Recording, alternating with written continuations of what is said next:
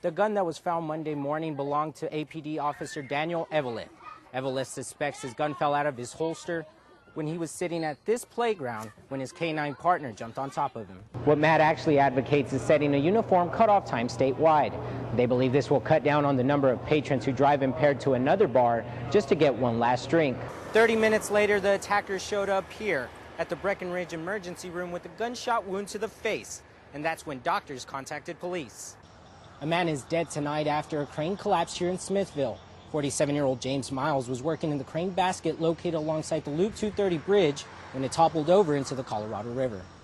A South Austin woman is dead tonight after she was stabbed in an apartment behind me. The main suspect, her boyfriend, was placed into custody only after he returned to the crime scene. A grieving sister and an angry crowd.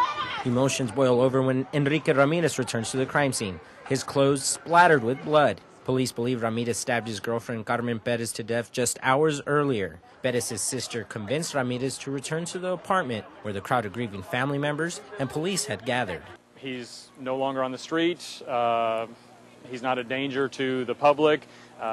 We have our person of interest. But tensions rose quickly and Ramirez was hauled off to the police station for questioning as the crowd continued screaming at him.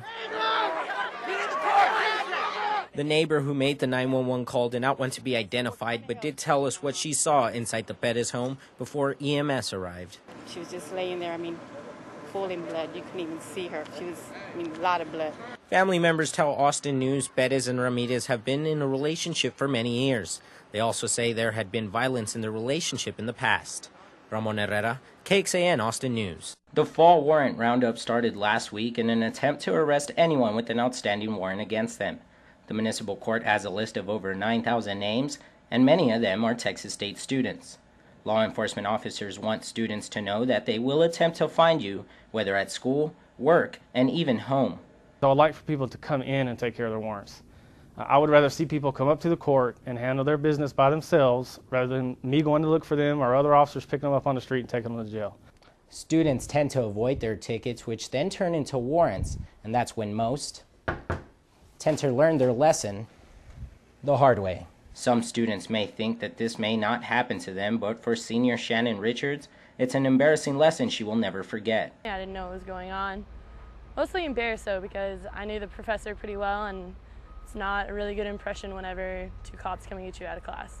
To avoid embarrassment, you are urged to pay your warrant at the municipal court, which is the only means of settling a warrant. Of all these warrants will catch up with you eventually. You may graduate and leave, but the warrants do not go away. If you are unsure about a warrant, you can check for your name on the municipal court website. If on the list, you are also urged to contact the court immediately to make payment arrangements. For Bobcat Update, I'm Ramon Herrera. Reports concerning the sale of Balcones apartments can be put aside. The complex had been slated for demolition, but no deal has been finalized on the project. The national economic downturn is cited as the reason. The Austin-based investment firm Burry & Partners had agreed to build new energy-efficient units at the location. But Claudia Coaten, who currently owns the apartment, says it's unlikely that a sale will be made anytime soon. Senate Democratic leaders unveiled a $25 billion plan Monday to help prevent U.S. automakers from potential bankruptcy. The bailout consists of emergency loans that will be used to help states that need the funding. To get the funds, companies would have to submit detailed plans on how they would use the money. However, the loans would come with limits on executive compensation.